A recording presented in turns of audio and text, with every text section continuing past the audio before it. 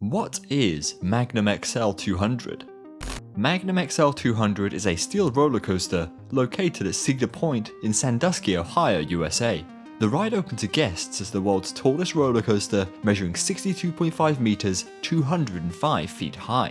It also became the world's first roller coaster to break the 200 feet, 61 meter height barrier. However, Magnum is more than just a record-breaking ride. It officially kickstarted the Coaster Wars, brought a change in how roller coasters were designed, and put Cedar Point on the theme park map. But don't take my word for it. Say hello to Scott from Pleasure Beach Experience, a man who perhaps knows a little too much about this very ride. Thank you, Harry. It's an honour to collab with you on a video featuring my all-time favourite roller coaster. Little did they know at the time, Cedar Point hadn't just built a roller coaster that would have a positive impact on their park for a few years, but a roller coaster that would become an icon in the attractions industry. Let's take a step back. Where did the idea for Magnum even come from? Interest in roller coasters began to soar in the 1970s as theme parks were becoming more popular. Naturally, with more amusement parks and roller coasters popping up around the world, parks had to work harder to stand out. Fortunately for them, the world's first modern-day inverting roller coaster opened in 1975. This caused many parks to invest in these brand new and increasingly popular looping rides. Naturally, it quickly became a competition. 2 inversions became 3, 3 became 4, and so on.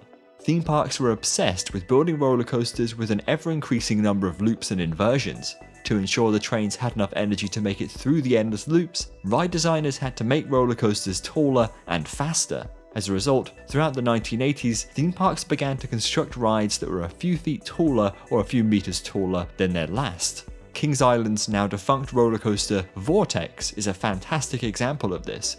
It became the world's tallest roller coaster in 1987, measuring 45 meters, 148 feet high, and it featured the most inversions on any roller coaster around the globe, 6 in total. Theme parks had gone loopy for looping roller coasters. Throughout all this development, Cedar Point was one of those parks determined to stand out. They were often planning ahead to their next project before their current project had even opened to the public. As a result, the 1980s at Cedar Point was a busy era. The park was booming with new attraction after new attraction opening. The park was on the up.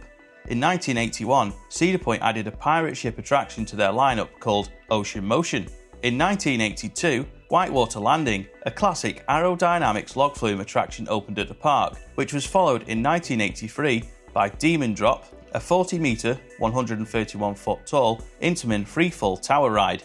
In 1986, Cedar Point appointed a new CEO, Dick Kinzel, and debuted Thunder Canyon, a river rapids ride. In 1987, the first roller coaster of the Kinzel era opened. That coaster was Iron Dragon, an aerodynamic suspended roller coaster. During the construction of Iron Dragon, Dick Kinzel began to look for Cedar Point's next big thing. He found his inspiration in Japan. In March of 1988, Kinzel saw a news story about a new roller coaster, Bandit, being built at Yomiuri Land by the Japanese company Togo. The ride opened as the world's tallest roller coaster, standing at 51 meters, 167 foot high, but that wasn't the most interesting part. Unlike many of the roller coasters being built at the time, Bandit had no inversions. Instead, the ride relied on its sheer height and speed to thrill guests. The news story also included an interview from a member of ACE, the American roller coaster enthusiasts, who exclaimed that Bandit was one of the best coasters they'd ridden so far. Also, unlike most large rides at the time, it featured only a lap bar restraint and not the conventional over-the-shoulder restraint. Kinzel was intrigued. He contacted the president of ACE to gauge whether he believed the public would enjoy such a ride. As you might guess, he believed they would. So Harry, where did things go from there? Following their discovery, Cedar Point sent out proposal requests to 4 different roller coaster manufacturers: Intamin, Togo, Arrow, and the Din Corporation. The park asked the companies whether they'd be able to design such a ride and roughly how much it would cost. Due to the weaker US dollar at the time, overseas manufacturers Togo and Intamin were less attractive financially. On top of this, Cedar Point wanted a steel roller coaster, whilst the Din Corporation suggested they construct a wooden one instead. As a result, aerodynamics became the only choice. During the design phase, the park specified their requirements. The new roller coaster should not feature any inversions, to avoid it needing shoulder harnesses, and it needed a minimum capacity of roughly 1,500 to 2,000 riders per hour. At this point, Ron Toomer, the designer of Magnum XL-200, began to adopt the idea of building a wooden-style roller coaster but with tubular steel track instead. Originally, Aerodynamics drafted plans for a ride measuring 57 meters, 187 feet tall, which surpassed the height record at the time by 5 meters, 17 feet. These were then discussed by the park's board of directors, who questioned how much more it would cost to exceed 200 feet, 61 meters, thus improving the ride's marketability. After evaluating the cost, Cedar Point requested for Arrow to increase the height further. They settled on a roller coaster measuring 201 feet, 61 meters high. However, when the time came to verify that it was in fact the world's tallest roller coaster, Cedar Point and Aerodynamics discovered that they'd actually built a ride measuring 205 feet, 62.5 meters tall. They forgot to include the height of the footers in their calculations. Once they'd settled on the manufacturer and layout for their soon-to-be record-breaking roller coaster, the next step was to determine where the roller coaster was going to be built. Naturally, due to the scale of the proposed ride, it wasn't an easy decision. Previously, roller coasters built at Cedar Point had their stations positioned along the park's midway. However, in the case of Magnum, the park was unsure how they'd fit the attraction in if it were positioned in such a way. To resolve the problem, they decided to have the coaster cross over the midway, exit the park, and run along the coast of Lake Erie. At the time, they probably wouldn't have guessed how much the stunning views of Lake Erie would add to the overall experience. However, at this point, the new ride still didn't have a name. At the time, it was determined that Magnum would be the best name for the new roller coaster. Not only did Magnum mean great and large, but the word was common in popular culture during that era due to the television show Magnum PI and the Magnum Force movie. That was not all. XL-200 was also added to the name by Kinzel because he wanted to include the term XL as well as the ride's height. Thus, Magnum XL-200 was born. Cedar Point's new attraction was officially announced on the 16th of August 1988. Construction began in the winter of the same year and carried through until the spring of the following year. Despite its sheer scale, Magnum XL-200 was a difficult coaster to observe being built because of its location. However, a member of ACE was able to continually get construction photos by flying over the site and taking photos from the skies. Just like with every roller coaster being constructed, questions were asked about how good it'd actually be. Many queried whether a bigger, longer roller coaster would guarantee a better ride experience than roller coasters that had been built before it. Kinzel responded by stating that the trains would drop from a height no other roller coaster had reached before, which would make the investment worthwhile. Cedar Point also had one final marketing trick to attract more guests to the debut of their new roller coaster. The park claimed Magnum as the world's first hypercoaster. At the time, this meant that it became the world's first full-circuit roller coaster to break the 200-foot, 61-meter height barrier, and as a result gained the hypercoaster classification.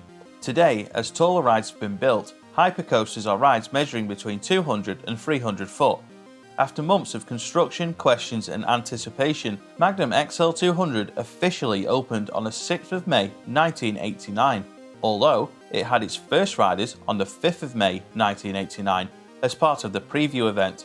During this, 150 members of ACE and members of the media were able to experience the new ride for the first time. Many reported the unbelievable nature and scale of this roller coaster. Fortunately, overall feedback was positive. During the preview day, a camera was bolted onto the front of the roller coaster's train to allow media outlets to show the experiences of first-time riders. On the following day, Magnum opened to the public and was an instant success. The ride received fantastic reviews and maintained a massive line despite having high throughputs. Throughout its first season of operation, Magnum thrilled 1.8 million riders, a record for Cedar Point at the time. It was so popular with enthusiasts that Cedar Point hosted Magnum Mania, an event which would evolve into Coaster Mania. During this event, held on the first Friday of June every year, Cedar Point hosts exclusive ride sessions available for only those on the event. In 2019, Coaster Mania ran from 7 AM through to midnight, with a Magnum ERT taking place at 10 PM for 1 hour. Despite the love and admiration for Magnum, it did come with some problems though, didn't it, Harry? Like any innovative attraction, Magnum suffered from its issues, quite a few of them in fact. Just a month after opening, the roller coaster's 6-ton chain broke with a loaded train on the lift hill. That was just the start, however. Like many roller coasters constructed during the 80s, Magnum was designed and built by hand. Nowadays, roller coaster designers use complex pieces of computer software to model how the train will navigate the track. Aerodynamics didn't have that at the time, which often led to parts of the ride being tweaked after it had been built and tested. Cedar Point initially had trouble managing the speed of the train. A few months after it opened, trim brakes were installed on the crest of the third hill to slow the trains down. These trims were then moved to their current location just before the ride's main turnaround section for the 1990 season. To accommodate the new trims, the entry into the turnaround was reprofiled, although several years later, the entire turnaround was reprofiled too. This saw a new track be fabricated to replace the old section so it could better support the weight of the trains. Talking of trains, they had issues too. Many non-looping roller coasters built by Aerodynamics at the time didn't have upstop wheels, but instead used upstop pads. Today, roller coasters have wheels on top, to the side and below the track to ensure the train correctly follows the path of the layout. Arrow sometimes used pads instead of wheels, which would contact the bottom of the track. However, due to the excessive amounts of negative G-forces experienced on the ride, Magnum's upstop pads contacted the bottom of the track a lot. To reduce the amount of wear, the pads were replaced with upstop wheels after the ride's debut season. Further modifications were made to the trains to enhance their safety too. Originally, each rider was secured by an uncomfortable and unpadded lap bar restraint. To make the ride more comfortable, seatbelts were added partway through the 1989 season. Magnum also operated with no air gates when it opened. Today, rides have air gates which open and close at specific moments to load and unload passengers. These were added to Magnum's station before the mid-2000s, meaning that for over a decade anyone could just cross over the track at any time. So, between the fact that it went too quickly, didn't have proper upstop wheels, didn't have seatbelts, and didn't have air gates, Magnum was absolutely fine. Fortunately, those who ride it now get to experience a roller coaster without all those problems. So, what is a ride on Magnum like today? Well, first, after entering the station building, guests wait behind a set of air gates. Once these open, visitors then board one of the ride's 3 trains. Each train is made up of 6 cars, which seat guests in 3 rows of 2. This leads to a total of 36 riders per train and a capacity of roughly 2,000 riders per hour. Once they're ready, visitors leave the station building and cross over the midway. They then traverse a small dip, complete a right-hand turn, and begin to climb the lift hill. The trains slowly ascend to the maximum height of 62.5 meters, 205 feet, giving riders fantastic views of Lake Erie. At the top, guests look down the 59-meter, 195-foot drop. They then dive down the first hill, which features a maximum vertical angle of 60 degrees, and quickly reach their top speed of 116 km per hour, 72 miles per hour. The trains then begin to climb the attraction's second hill. Guests bank right at the crest of the hill before plummeting down another drop into a short tunnel. The trains then climb into the ride's third hill, which leads directly into the turnaround.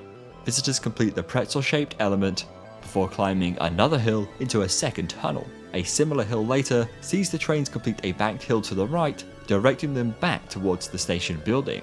Here, guests complete not 1, not 2, but 4 more hills, one of which is enclosed by a tunnel. The ride mostly comes to an end with one final ascent, leading guests into the penultimate brake run. To finish their journey back towards the station, guests cross over the midway once more and complete another turn, which leads them into the final brake run. During their airtime-focused journey, guests navigate 1,156 meters, 5,106 feet of track.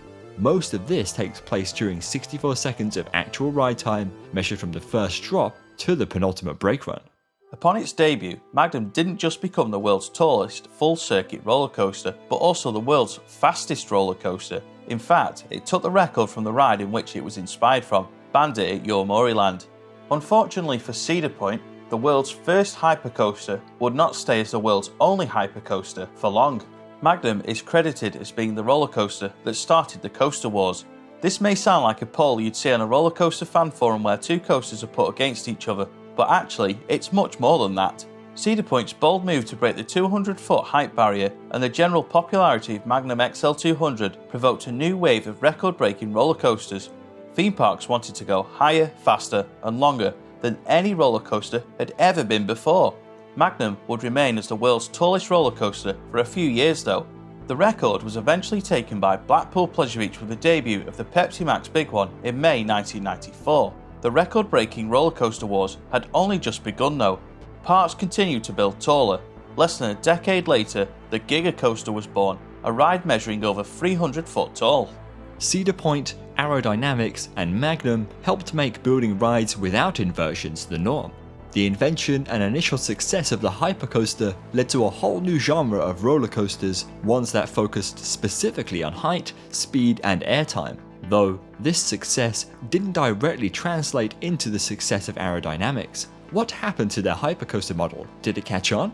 Following the debut of Magnum, the aerodynamics hypercoaster concept initially attracted interest from all over the world, but unfortunately not enough interest to make it their signature product throughout the 1990s. To find out about the rise and fall of the legendary Aero Hypercoaster concept, head over to Pleasure Beach Experience, where our collaboration continues as we dig into the history of the Aero Hypercoaster concept. It's definitely worth a watch. Simply click the video box on screen or visit the link in the description. A huge thanks goes to Scott from Pleasure Beach Experience for joining me in this video. If you've ridden Magnum, let us know your thoughts about it in the comments down below. Thank you for watching, and we'll see you all next time.